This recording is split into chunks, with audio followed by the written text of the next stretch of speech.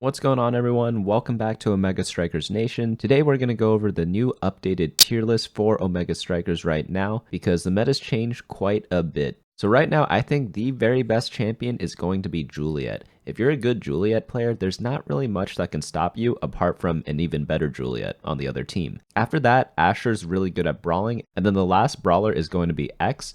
X is slightly worse than Juliet and Asher and sits in the A tier instead of the S tier because he takes a little less skill to play, so it would make sense that in the right hands, Juliet and Asher are just going to have a little bit more impact in most cases. But if you're not climbing for the super high ranks like Omega or Challenger, X is perfectly fine to win in a lot of your games. For goalies, my favorite goalies right now, and they're sitting in the A tier, is Dubu and Kai. Dubu is just unscorable against for a lot of different forwards, because he just has so many defensive capabilities, and he's pretty tanky, and he's got a big hitbox. Kai's really good if you're one of the more hipster goalies. Instead of just working on sheer size, you rely more on speed and your ranged abilities to prevent the ball from even getting near your goal. He's really good if you need to make a lot of lateral movements, such as going up and down a lot, whereas Dubu is much more effective in using an ability to block one side of the goal and then using his body to block the other.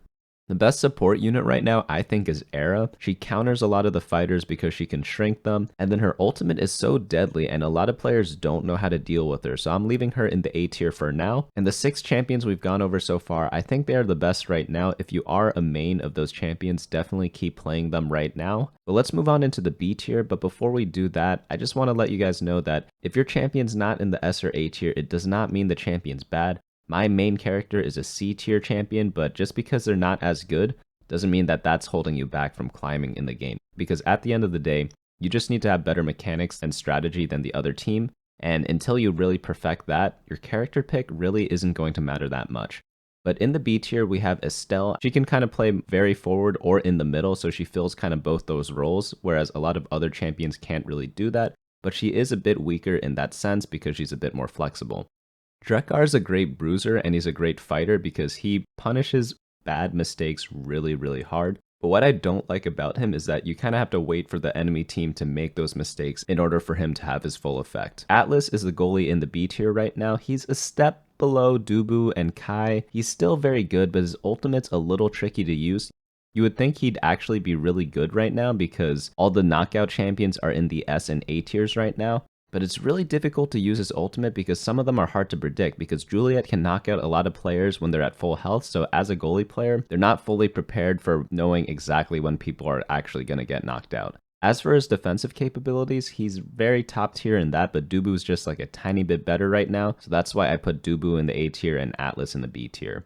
Now for the C tier, let's look at Juno. Juno's a great kind of midfielder type of position. She provides good defense, she can clear the ball really well, she could set up a forward really easily, and her blobs can kind of be used as something that the other forward can pass to kind of get like a one-timer going. But she is a bit weak against the other brawlers right now, so sometimes she can get punched out quite easily, and she doesn't have that great of an escape against those people with constant damage, such as an X. She's great at dodging big bombs, such as Luna's ultimate, but that's just not the meta right now. So that brings us down to the last champion, which is Luna. She's a goalie, or she is a forward, so she is good in the sense that she can flex between all the positions. But right now, for goalies, you really just want goalies who can actually stop goals. You don't really need that much support on offense. If you want to support your offense from the goaltending position, why not play Kai? Because he provides a lot of range, but he could also move up and down really quickly. So until either Luna does like a little more damage, maybe gets a little more speed, or like a slightly bigger hitbox, she's going to be in the D tier for a bit, or until people really learn how to master her and play her, because I think she's one of the more difficult champions to play because her skill shots are just very high impact but very easy to not place optimally.